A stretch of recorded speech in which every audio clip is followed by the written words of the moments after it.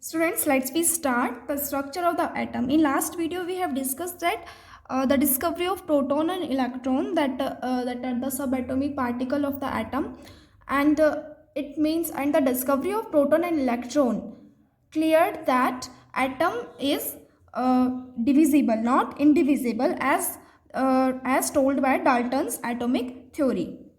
So Dalton's atomic theory suggested that the atom was indivisible and indestructible, but the discovery of two fundamental particles, electron and protons, inside the atom led to the failure of this aspect of Dalton's atomic theory, because Dalton said that atoms is indivisible, that cannot be further into smallest part.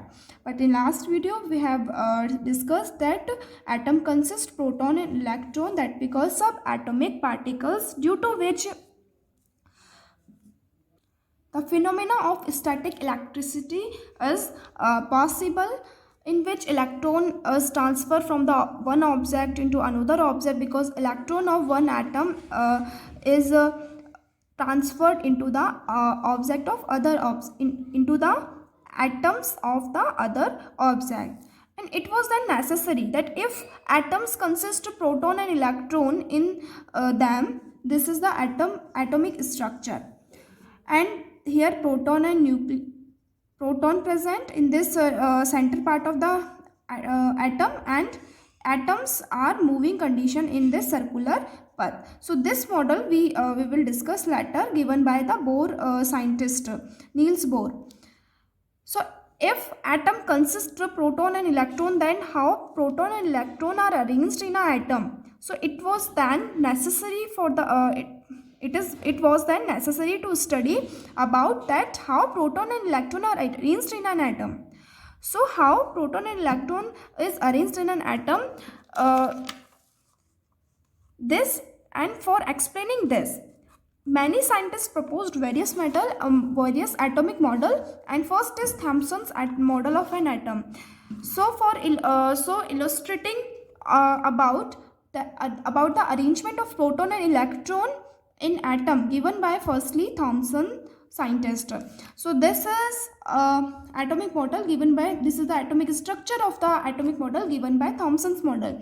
Here you are seeing positive sphere, and in positive sphere negative charge are embedded or spreaded in this whole positive sphere.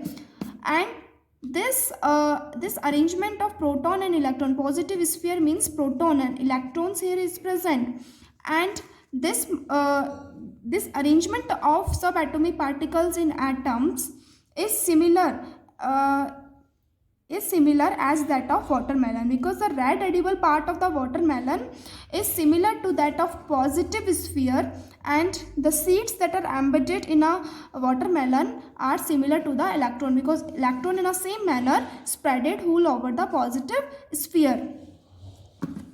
And next is Thomson's. Also on the basis of that structure, Thomson proposed that an atom consists of a positively charged sphere, that we call proton, and in positively charged sphere electrons are embedded in it.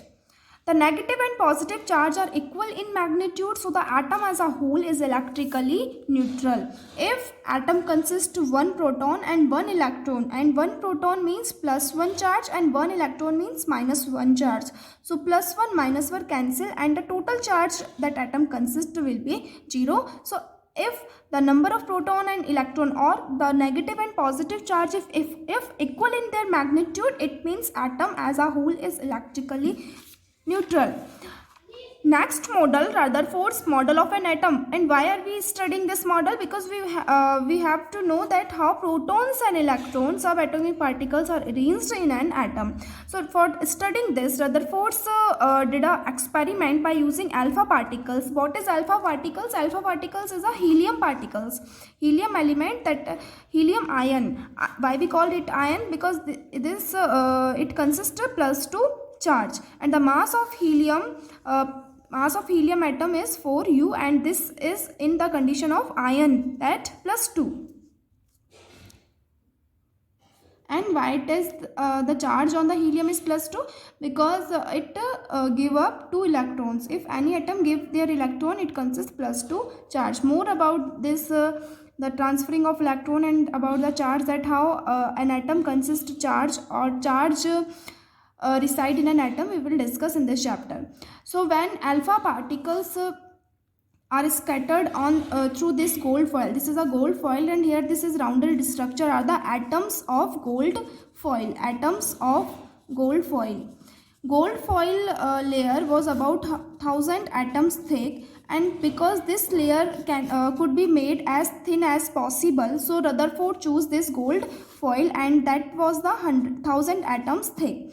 When alpha particles was scattered through this layer, so first observation that made by Rutherford is that most of the fast moving alpha particles passed through the gold foil without showing any deflection. So straight line that you are seeing here, this is the passing way of the alpha particle, that alpha particle passed through this gold foil in a straight line without showing any deflection. So on the basis of this observation, Rutherford concluded that it means if most of the alpha particles were gone in a straight line or were passed through this gold foil without showing any deflection, it means that most of the space of the atom inside the atom is empty, because most of the alpha particle passed through this gold foil without showing any deflection. And if there is, suppose this is a fencing of wires, and if there is a boy standing that throw his ball over this fencing, so here the space between the wires present, so ball easily passed through this fencing of the wire on the other side. In a same manner, because of the most of the space inside the atom is empty, so most of the alpha particle were passed out through this gold foil in a straight line. And second observation that made by the Rutherford, that some of the alpha particles were deflected by the foil by small angles. So here this is the deflection of the alpha particles. This is here the direction of the alpha particles, and it gets deflected by this angle, and this alpha particles passed over this way and passed through this gold foil and gets deflected. Why these alpha particles were deflected by small angles? Because very few particles, this is a conclusion that were made by on the basis of this observation. Very few particles were deflected from their path, indicating that the positive charge of the atom occupies very little space. So why this deflection is was shown? Suppose if the ball thrown by this boy strike with wire, and if the ball strikes with the wire, it gets deflected by some angles, or suppose this ball gets deflected by some angles, because here ball strike with some material. In the same manner, if alpha particles was deflected by some angle by gold foil, it means they are passed near the area where atom consists its positive charge, that we call proton. And because alpha particle also consists plus charge, and proton that is present in the atom also consists of positive charge, so like charge repel each other. So because of the alpha particles passed near the plus charge of the atom, they deflected by the some angles. And because few alpha particles were deflected from their path by the some angles by gold foil, so this was also indicating that atoms consist very little space, or positive charge of the atom consists very little space. And few important point is that alpha particles passed through this gold foil without showing any deflection, because electron's mass is very negligible, and the mass of one electron is written as the equal to 0. So, and proton mass is equal to 1 U, and that proton consists positive charge, helium also positive charge. And if proton passed over this gold foil near the positive charge of the atom, it means they gets deflected by some angles, because positive charge repulse with each other. And because of the observation of this, it was concluded that atoms consist is positive charge in a little space. And next observation, that surprisingly 1 out of every 12,000 particles appear to be rebound, and 1 alpha particles out of the 12,000 particles like that, it after passing through this gold foil, it was rebounced back on the at the angle of 180 degree. It means all the positive charge of the atom consist in the center of the atom, or this is the observation made by the Rutherford, and this is the conclusion on the basis of this observation, that a very small fraction of alpha particles were deflected by 180 degree. As you are seeing in this diagram, this alpha particle out of the 12,000 particles gets deflected by an angle of 180 degree. It means this alpha particles consist positive charge, and a proton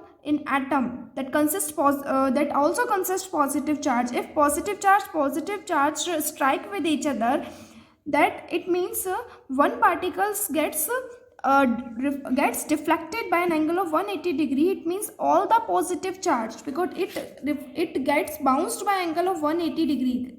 This is the alpha particles, and after striking with a positive charge present in the atom, it rebounds back by an angle of 180 degree. It means all the positive charge by which this helium particle or alpha particles get strike and rebounced back by 180 degree consist in a very little space in an atom. All the positive charge and mass of the gold atom, because positive charge means proton present in that area, and proton consist plus charge, and proton also, and one proton also having mass, that we written as 1u. So all the positive charge and mass of the gold atom were concentrated in a very small volume within the atom. So these are the observation and conclusion of the Rutherford model of an atom.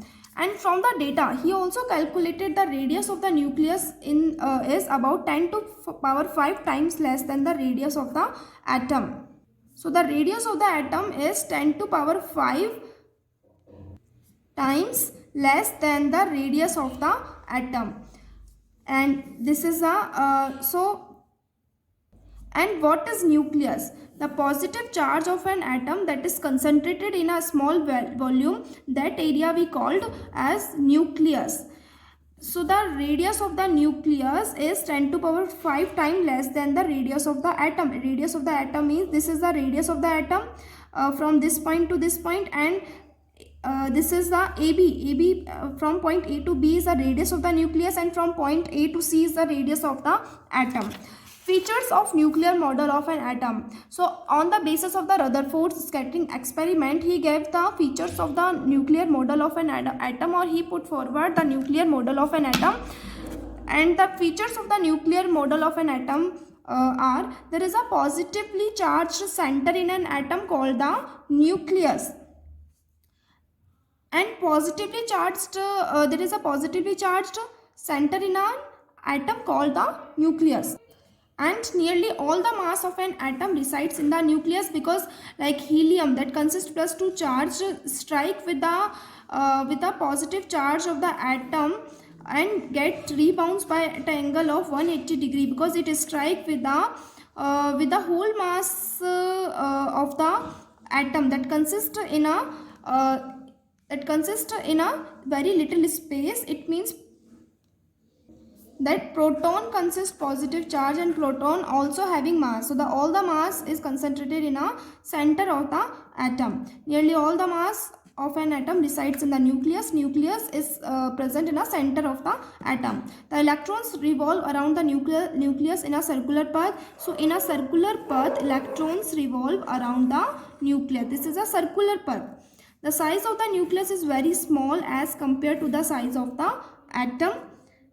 And because the radius of the nucleus is very small comparatively to the radius of the atom, and why we call that a whole mass of the atom is centered in a very little space or present in the nucleus, because atoms, the mass of electron is negligible or equal to the zero. So the whole mass of the atom is present in the nucleus of the atom. So student, this is the drawbacks of Rutherford's model of an atom. And drawbacks of the Rutherford model of an atom, this that Rutherford told that the structure of the atom, that all the mass of the atom is centered in a very little space, or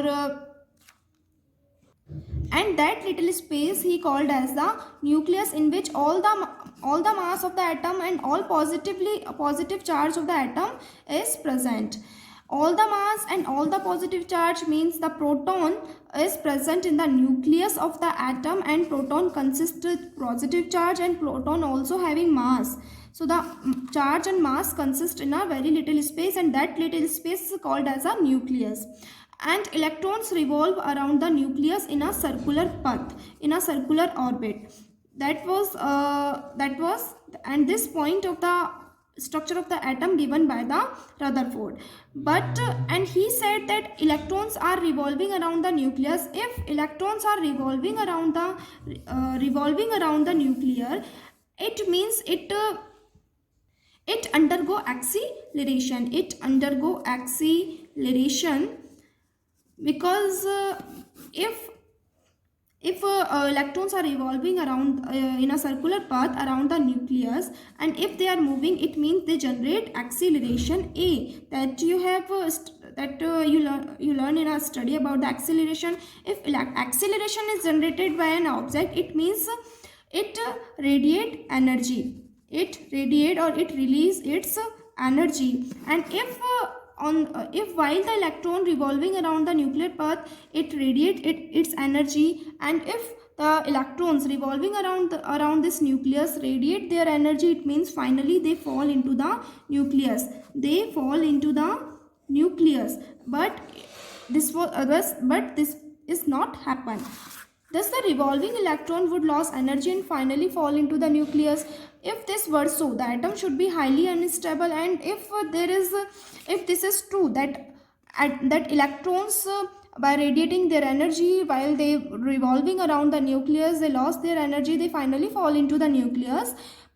If this is true, then atom should be highly unstable, but atom is stable, and hence matter should not exist in the form that we know. And if if electrons lost their energy and finally fall into the nucleus, it means atom is unstable. And if atom is unstable, then matter would not exist in the form that we know. We know that atoms are quite stable, but in really atoms are quite stable. And how atoms are quite stable, could not be explained by Rutherford models of atom. So this is the drawback of Rutherford atomic model.